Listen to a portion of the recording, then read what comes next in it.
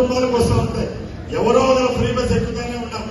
ఏదో ఇంట్లో 3 సిలిండర్లు వస్తానే, ప్రతి ఒక్క ఇంట్లో ఇతరులతో పింఛను, వికలాంగుల పింఛను, లేకపోతే వృద్ధాప్య పింఛను వస్తానే ఉంది. అన్నదాత సుఖీభావ వస్తానే ఉంది. తల్లికి వందనం వస్తానే ఉంది. ఇసుక ఫ్రీగా దొరుకుతా ఉంది. ట్రిప్పు వస్తాంది.